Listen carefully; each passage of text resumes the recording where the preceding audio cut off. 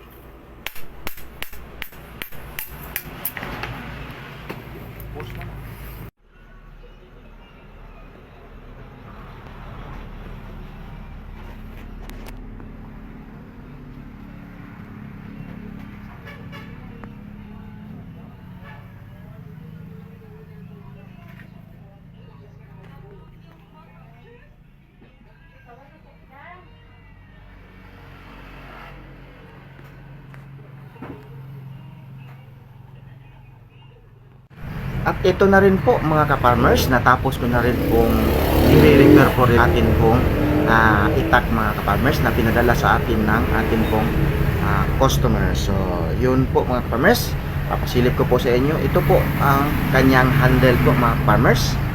Yan. Mayroon po siyang konting disenyo po mga ka-farmers na para po siyang handle po ng barong. Parang lang naman, hindi naman barong talaga kasi hindi po ito barong mga ka-farmers, no? Ito po yung mahaba po na kutsilyo. Ayan, knife type po ito mga ka-farmers, pero dahil mahaba po siya, pantapas na rin po ito ng mga matitigas na kahoy. Kaya kung napapansin nyo po mga ka-farmers, hindi ko po siya pinaputi po ng maputing-maputi talaga mga ka-farmers, kasi po pangkahoy po siya. Kasi isa rin po sa dahilan kung bakit hindi namin ito hindi ko po ito pinapaputi, kasi po magiging manipis po siya mga ka-farmers kapag pinapaputi po natin ito. Pero ang importante po dito mga ka-farmers na i-prevent po natin yung kanyang kapal po mga ka-farmers. Hindi naman po masyadong makapal. At saka dito po mga ka-farmers, kung napapansin nyo po, kung napapansin nyo po, makinis po ito kasi stainless po ito mga ka-farmers. Ang ginawa ko pong ring dito ring ko po dito. So talagang napakaganda po nitong gamitin po mga ka-farmers, pang putol-putol po ng mga matitigas po na kahoy. Ito po, yan, matalas na po ito mga ka-farmers. Sumubait at saka paglalagay po ng handle ang atin pong ginawang remedy po dito mga ka-farmers. So sa mga mayroon pong ganitong mga itak, walang handle, hindi po nagagamit kasi mapurol po. Isang quotation po natin mga ka-farmers, kung nais nyo lang po na magpaparepair ng inyong mga kagamitan na pang bahay-bahay, pang utility use po sa inyong mga bahay mga ka-farmers, pumunta lang po kayo dito sa exact location ko po, Barangay New Visayas, Purok 1, Barangay New Visayas, Panabo City po mga ka-farmers. Kaya ito na po ang kanyang kabuuan looks mga ka-farmers. Yan. Wow. Yan. So hanggang dito na lang po muna mga ka-farmers ang aking pagpapasilip. Maraming salamat sa inyong pagsama sa aking mga video.